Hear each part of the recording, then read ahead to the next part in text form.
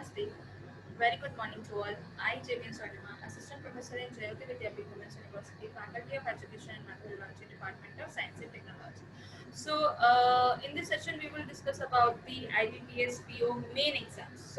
In the previous session, we were discussed about IBPS pre-exams, the syllabus, the subjects, and the timing, everything about the pre-exam. In the main exam, there are four papers. The first is English, second is quantitative aptitude, third is reasoning, and fourth is your current affair or your general awareness और your banking awareness. ठीक है, तो हमारे पास क्या है, हमारे पास ये चार सेक्शन है. अब इन चार सेक्शन में सबसे पहले बात करती हूँ मैं, जो कि बहुत ज़्यादा इम्पोर्टेंट है, वो है हमारा करंट अफेयर, जनरल नॉलेज, आपका बैंकिंग अवेयरनेस. आप चाहे उसको कुछ भी नाम दे, आपका नॉलेज, बेसिक नॉलेज, आप जो एग्जाम देने जा रहे हो उसके बारे में, आप जिसके लिए एग्जाम देने जा रहे हो उसके बारे में आपकी क्या नॉलेज है, ये आपका क्या है, ये आपका पॉइंट है. ठीक है, अब इसमें आपका क्या क्या क्या बैंकिंग के टर्म्स आ गए. ठीक है, for example repo rate, GDP. ठीक है, रिवर्स रेपो रेट क्या है, क्या होती है, किस तरह से होती है, कितनी डिसाइडेड है, आरबीआई ने क्या डिसाइड किया, एसबीआई में क्या पहुंचा, कहाँ पे कौन सी टर्म यूज, कहाँ पे कितना % यूज हो रहा है, क्या यूज हो रहा है, ये सारी चीज बैंकिंग अवेयरनेस कहलाती है. ठीक है, इसी के साथ आपका क्या, करंट अफेयर, करंट अफेयर के साथ और क्या, आपका जनरल नॉलेज. ठीक है, ये तीनों टॉपिक, ये तीनों के तीनों पॉइंट्स आपके लिए बहुत इंपॉर्टेंट है. क्यों इंपॉर्टेंट है, क्योंकि अगर मैं क्वांटिटेटिव एप्टीट्यूड की बात करूँ, मैं अगर रीजनिंग की बात करूँ, मैं अगर इंग्लिश की बात करूँ, ये तीनों आपके क्या हैं, ये तीनों के तीनों आपके ऐसे पॉइंट हैं जो कि आपके पास सिलेबस है, आपके पास इसका कि हाँ, इस पॉइंट से लेके इस पॉइंट तक मेरा ये सिलेबस है, इस पॉइंट से इस पॉइंट में अगर मैं इन सारे टॉपिक्स को कवर कर लेती हूँ तो मेरा ये सारा कंप्लीट हो जाएगा. General awareness, current affair, sorry general knowledge, current affair और बैंकिंग अवेयरनेस में कुछ फिक्स नहीं है, कुछ भी फिक्स नहीं है. कहीं से भी उठ के कुछ भी आ गया, वहां पे सिर्फ लिखी टर्म जनरल अवेयरनेस, वहां पे सिर्फ लिखी टर्म करंट अफेयर, वहां पे सिर्फ लिखी टर्म बैंकिंग अवेयरनेस. ठीक है, तो जब आपके पास ये तीनों टर्म, सिर्फ टर्म लिखी है कि ये तीन चीजें आएंगी, इन तीन चीजों में क्या आएगा, कितना आएगा, कहाँ से आएगा, कौन सी सन तक आएगा, कौन सी सन से आएगा, ये कुछ भी मेंशन नहीं है. आपको क्या करना होगा, आपको इसको अगर पढ़ना है, आपको अगर इसको तैयार करना है, प्रिपेयर करना है, तो आपको अभी से एट प्रेजेंट से उसको पढ़ना स्टार्ट करना पड़ेगा. ठीक है, तो आपको उसके लिए बैंकिंग की टर्म्स आनी चाहिए, आपको उसके लिए करंट अफेयर आना चाहिए, आपको उसके लिए जनरल नॉलेज आपकी अच्छी होनी चाहिए. ठीक है, अब मैं बात करती हूँ कि जनरल नॉलेज और करंट अफेयर क्या. तो हमने बचपन में पढ़ा था कि हम क्या करते हैं, वोकैबुलरी के लिए हम 5 words per day, 5 word per day के हिसाब से हम लोग करते हैं. तो उससे क्या होगा, आपका जो वोकैबुलरी है वो इंक्रीज होगी. ये हमारी एक्सरसाइज हुआ करती थी, बेसिक एक्सरसाइज हुआ करती थी. अगर मुझे अपनी वोकैबुलरी, इंग्लिश की वोकैबुलरी अच्छी करनी है तो मुझे यही बोला जाता है 5 डेज पर डे आपको कोई भी नए वर्ड सीखने हैं एंड उनको इम्प्लीमेंट भी करना है अपनी डे टू डे लाइफ में. ठीक है, तो सेम एज आपको क्या करना है, करंट अफेयर, एट प्रेजेंट का करंट अफेयर तो पढ़ना ही है. आज क्या नई चीज हुई, कहाँ क्या नया हुआ, कहाँ किस चीज के बारे में बात हो रही है. अगर अभी क्रिकेट मैच चल रहे हैं, अभी कोई मेरी पॉलिटिक्स की कोई बात हुई है, या मेरे अभी वोटिंग सिस्टम चल रहा है, कहीं पे इलेक्शन चल रहा है, या कहीं पर कुछ भी चल रहा है, कहीं किसी वजह से कोई आंदोलन हो रहा है या कुछ भी हो रहा है, तो इन सारी चीज़ों को भी एट प्रेजेंट क्या क्या चीज़ें हो रही हैं, मुझे उन सब की नॉलेज तो बेसिक है कि होनी ही होनी है. आज के दिन क्या नया हुआ, आज के दिन क्या इनोवेट हुआ, आज के दिन क्या ऐसी नई खबर आई जो कि कल नहीं थी, आज नहीं है. ठीक है, तो ये चीज पहली हो गई. दूसरी चीज प्रीवियस ईयर, प्रीवियस ईयर में क्या आया, क्या नहीं आया, क्या कब इवेंट हुआ था, क्या कब इनोवेट हुआ था, कब कौन सी चीज लागू करी गई थी, कौन सा लॉ आपका किस टाइम पे लगा था, किस ड्यूरेशन में लगा था, किस चीज के लिए लगा था, ये आपके पास आपका बेसिक जनरल नॉलेज है. तो ये आपको क्या करना है, आपको प्रिपेयर करना है. वो कैसे प्रिपेयर होगा, जब आप हर रोज डेली लाइफ का एट प्रेजेंट का current affair plus previous current affair थोड़ा थोड़ा पढ़ना स्टार्ट करो. देखो, क्योंकि मैं बात करूं अगर जनरल अवेयरनेस, करंट अफेयर और बैंकिंग अवेयरनेस, इन तीनों को एक ही पेपर में डाला गया है। एक ही पेपर का मतलब हो गया ये तीनों ही अपने में वास्ट है। ये तीनों ही अगर अपने में वास्ट है और किसी एक ही पेपर में अगर मैं इसको डाल रही हूँ तो वो पेपर कितना इंपॉर्टेंट हो गया, उस पेपर को क्लियर करना कितना मुश्किल हो गया। ठीक है, इम्पॉसिबल नहीं लेकिन थोड़ा सा मुश्किल हो गया। कैसे अब उसको क्लियर करें, उसके लिए अभी से प्रिपरेशन करनी पड़ेगी। ठीक है, उसके लिए अभी से प्रिपेयर करोगे तभी जाके आपको नेक्स्ट में जाके क्लियर हो पाएंगे। ठीक है, अब मैं बात करती हूँ थोड़ा सा प्रीवियस के जो हमने पढ़ा था उसी के बारे में स्टार्ट करते हैं वहीं से।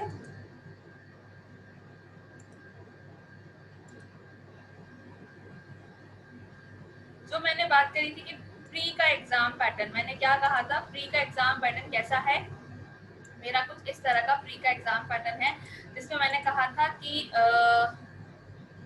जो मेरा इंग्लिश, क्वांटिटेटिव और रीजनिंग 3 पेपर आएंगे। तीनों पेपर 30, 35 मार्क्स के होंगे। उसमें क्वेश्चन भी 30, 35 होंगे, यानी कि 100 टोटल होगा उसका, 100 मार्क्स का क्वेश्चन पेपर होगा और ड्यूरेशन 1 आवर का होगा। तो ये मेरा IBPS प्री का एग्जाम था। जैसे ही मैं इसको क्लियर करती हूँ तो मेरे पास आता है IBPS PO exam, main exam. ठीक है, मेन एग्जाम में मेरे पास इंग्लिश आती है, 35 क्वेश्चन आते हैं 40 नंबर के। डेटा एनालिसिस एंड इंटरप्रिटेशन आता है 60 का।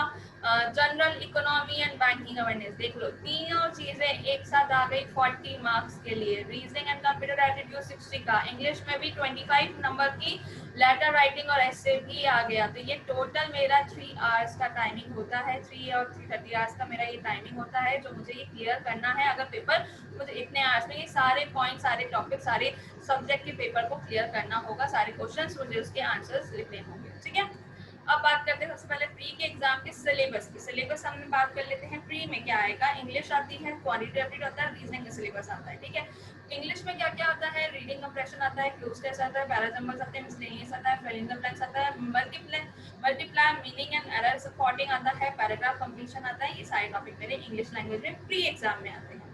क्वांटिटेटिव एबिलिटी में क्या आता है, simplification, profit and loss, mutual and allegation, simple interest, compound interest, surds and indies, work and time, time and distance, mensuration, cylinder, cone, sphere, data interpretation, ratio, proportion, sorry, number system, sequence and series, permutation, combination and probability. ठीक है, ये मेरे पास क्या आते हैं, quantitative aptitude में ये subjects आते हैं। इसके बाद बात करूं रीजनिंग असल की, तो रीजनिंग में logical reasoning, alphanumeric series, ranking, direction, alphabet test, data sufficiency, coded inequalities, sitting arrangement, puzzles, tabulation, syllogism, blood relations, input output and coding recording. ये सारा मेरा किसका सिलेबस है, प्री का सिलेबस। देखो प्री में ये सारे टॉपिक आते हैं, ये टॉपिक डिसाइडेड है, टॉपिक डिसाइडेड है, आपको क्या करना है, अभी से करना है। इन टॉपिक से बाहर कुछ भी नहीं आएगा, आपको इन टॉपिक से रिलेटेड ही क्वेश्चन मिलेंगे और जिनको आपको सॉल्व करना पड़ेगा। ठीक है, इसके बाद बात करूं मेन के सिलेबस की,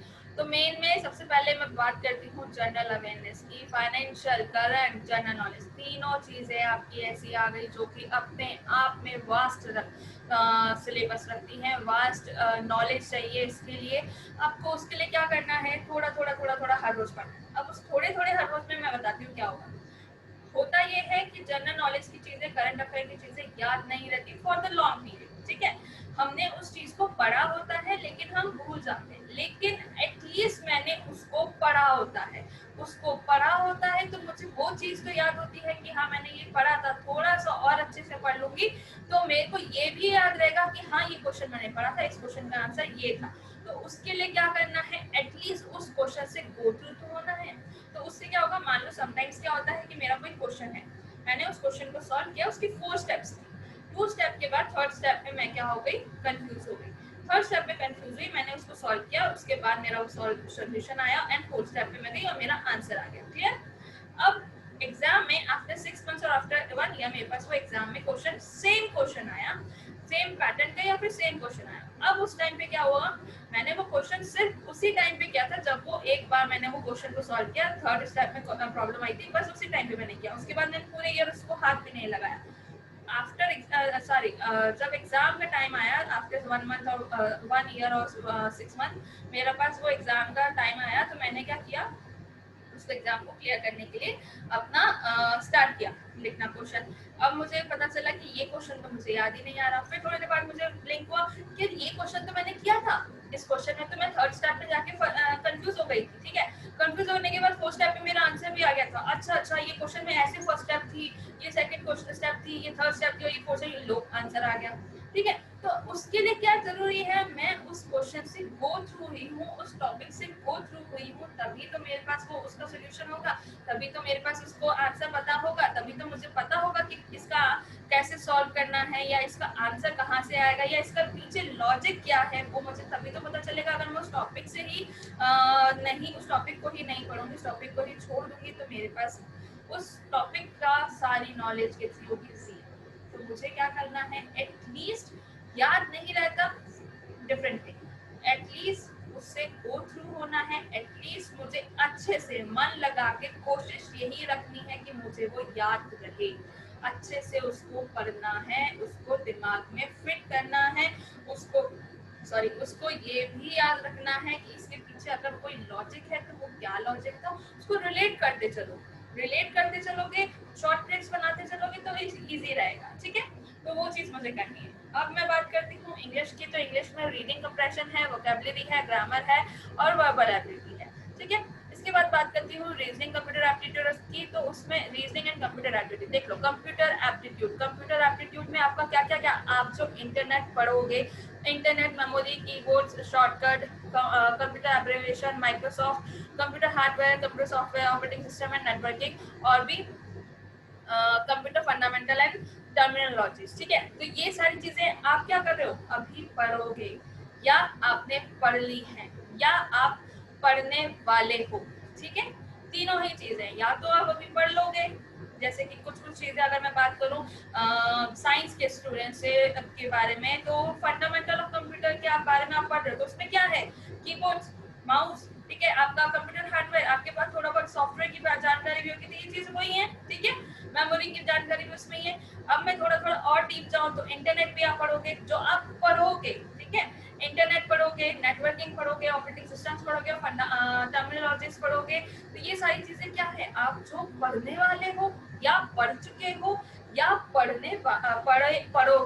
पढ़ोगे। ठीक है, तो ये तीनों चीजें आप क्या करोगे, अपने डेली लाइफ में करोगे, तो इसके लिए आपको ज्यादा आई थिंक इशू नहीं होना चाहिए कि किस तरह से ये क्लियर होगा, ये वाला क्वेश्चन जो आपका कंप्यूटर एप्टीट्यूड है। रहा सवाल रीजनिंग का, तो रीजनिंग में तो हम स्टार्टिंग से कर ही रहे हैं, verbal reasoning, syllogism, circular setting arrangement, linear setting arrangement, double lineup, scheduling, input output, blood relation, direction and distances, ordering and ranking, data sufficiency, coding and decoding and code inequalities. ठीक है, इसके बाद बात आती है क्वांटिटेटिव एप्टीट्यूड की, तो इसमें आता है आपका simplification, average, percentage, ratio and percentage, data interpretation, mensuration and geometry, quantification, interest, problem of ages, profit and loss, number of series, speed, distance and time and work, number system, data sufficiency, linear equation, permutation and combination and probability, mixture and allocation। ठीक है, तो ये सारे आपके क्या आगे quantitative, बस syllabus vast हो गया। पॉइंट वो है कि आपके पास सिलेबस है, पॉइंट रीजनिंग का पॉइंट क्या है, सिलेबस है। इंग्लिश का पॉइंट क्या है, सिलेबस है। जनरल अवेयरनेस का कोई सिलेबस नहीं है, जनरल अवेयरनेस की कोई लिमिट नहीं है, लिमिटलेस है। सॉरी, आपको क्या करना है, आपको इसको क्लियर करना है, तो आपको इन पे बहुत ध्यान देना पड़ेगा। अभी से अपना जीके, अपना अवेयरनेस, अपना करंट अफेयर आपको अच्छा करना होगा।